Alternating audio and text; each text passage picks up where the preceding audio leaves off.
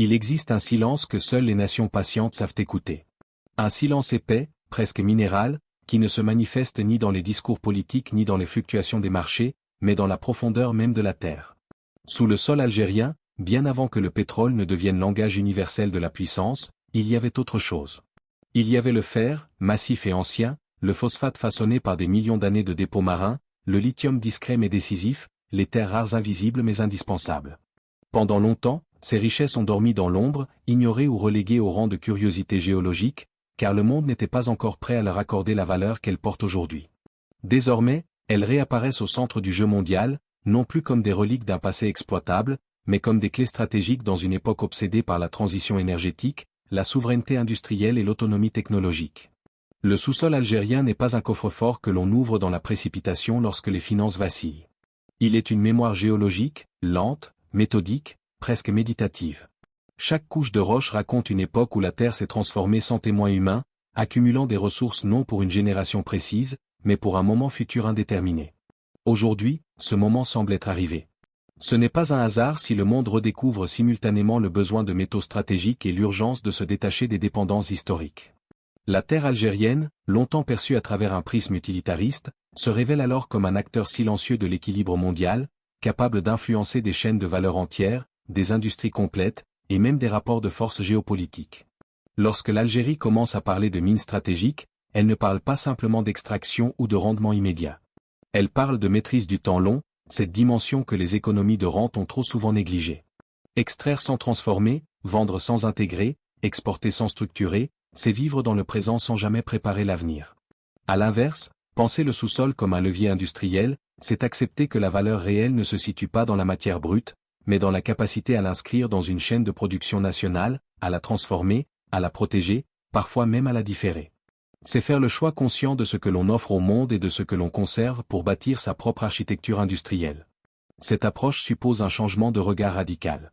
Le désert, longtemps considéré comme une frontière, un espace vide ou un obstacle, devient alors un socle. Non pas un territoire à conquérir dans l'urgence, mais une base sur laquelle s'adosser pour penser une souveraineté durable. Sous ces étendues silencieuses se trouvent des ressources qui exigent patience, rigueur et vision. Elles imposent un rythme différent, incompatible avec la précipitation, mais parfaitement aligné avec une nation qui cherche à se redéfinir hors des cycles courts de la rente. Et tandis que certains continuent de regarder le sol algérien comme un simple gisement à exploiter, d'autres commencent à y lire une promesse plus profonde, celle d'un pays capable de dialoguer avec sa propre terre avant de dialoguer avec le monde. Aujourd'hui, la souveraineté ne se joue plus seulement avec des drapeaux, des discours ou des frontières tracées sur des cartes héritées du siècle dernier.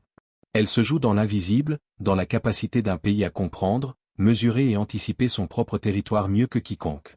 Elle se joue avec des capteurs enfouis dans le sol, des algorithmes capables de lire des données climatiques complexes, des drones qui survolent des étendues désertiques et traduisent ce que l'œil humain ne peut plus percevoir seul. Dans ce nouveau monde, la puissance ne se proclame pas, elle se calcule, se modélise, se projette. Et l'Algérie, longtemps enfermée dans une image figée de producteur de matières premières, commence à déplacer le centre de gravité de sa souveraineté vers la maîtrise technologique de sa terre. Dans le sud algérien, l'agriculture n'est plus pensée comme une lutte acharnée contre une nature hostile. Elle devient un dialogue précis, presque scientifique, avec un environnement exigeant mais cohérent. Chaque goutte d'eau compte, chaque degré de température est enregistré, chaque variation du sol est analysée. L'irrigation goutte à goutte n'est plus un simple outil d'économie d'eau, mais un système piloté par des données climatiques en temps réel, capable d'adapter les apports hydriques à la réalité exacte du terrain. Les sols ne sont plus devinés, ils sont scannés, cartographiés, compris dans leur profondeur chimique et biologique. Les cultures ne sont plus imposées selon des modèles importés, mais sélectionnées et ajustées en fonction des contraintes locales, du climat saharien, de la salinité, de la résistance naturelle des plantes. Même l'eau change de statut. Elle cesse d'être une ressource subie ou redoutée pour devenir une donnée stratégique, mesurable, optimisable. Le soleil, omniprésent et longtemps perçu comme une fatalité écrasante, devient une infrastructure à part entière. Il alimente des systèmes de pompage, des stations de dessalement, des réseaux énergétiques autonomes. Il ouvre surtout la voie à une ambition plus large, celle de l'hydrogène vert, produit là où l'ensoleillement est parmi les plus puissants du monde. Ce qui était présenté ailleurs comme un concept lointain, réservé aux grandes puissances industrielles, prend ici une dimension territoriale concrète. Le Sahara n'est plus une marge, il devient un centre potentiel de production énergétique propre, inscrit dans les équilibres énergétiques mondiaux à venir. Dans cette transformation, l'Algérie n'imite pas les trajectoires classiques. Elle saute des étapes. Elle ne cherche pas à reproduire une agriculture extensive héritée d'autres climats, ni une industrialisation lourde pensée pour d'autres géographies. Elle expérimente directement des solutions de pointe sur un territoire que beaucoup jugeaient impossible à dompter.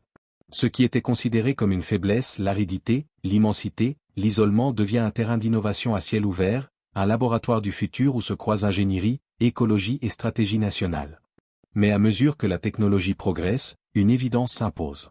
Aucun capteur, aucun algorithme, aucun drone ne peut suffire à lui seul. La donnée sans interprétation humaine reste muette.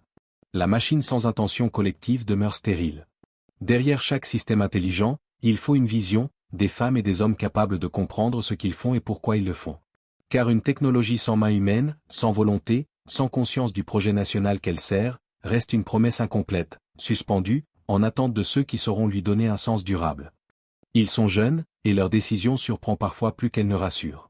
Ingénieurs formés aux technologies de pointe, agronomes nourris de sciences et de données, techniciens maîtrisant des machines que peu de territoires utilisent encore, entrepreneurs capables de lancer des projets ailleurs, plus facilement, plus confortablement.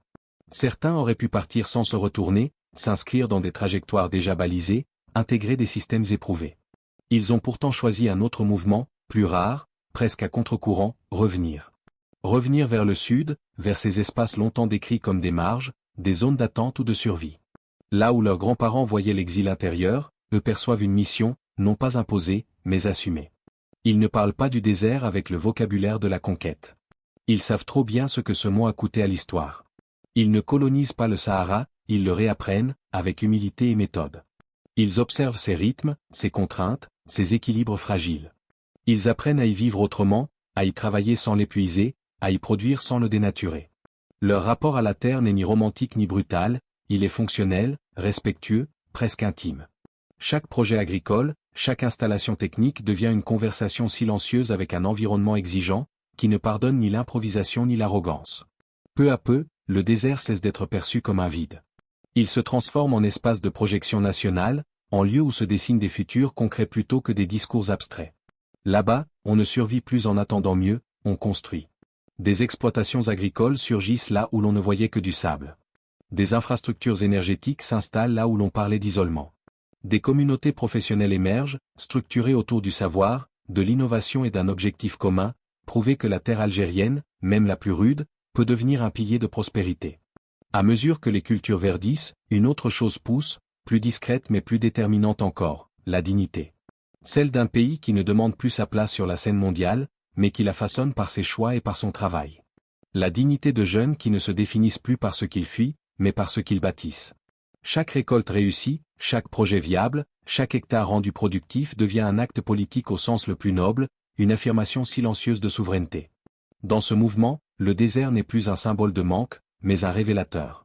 Il révèle la capacité d'une nation à se projeter au-delà de ses habitudes, à investir dans le long terme, à faire confiance à sa jeunesse. Et alors, la question se déplace. Il ne s'agit peut-être plus de savoir si l'Algérie peut devenir une puissance agricole mondiale. La question devient plus intime, plus exigeante, presque inconfortable. Quelle part de cette transformation sommes-nous prêts à incarner, chacun, concrètement? Rester spectateur d'un récit en construction, ou accepter d'en être un acteur? Observer l'avenir se dessiner sous nos yeux, ou choisir, à notre échelle, de le cultiver.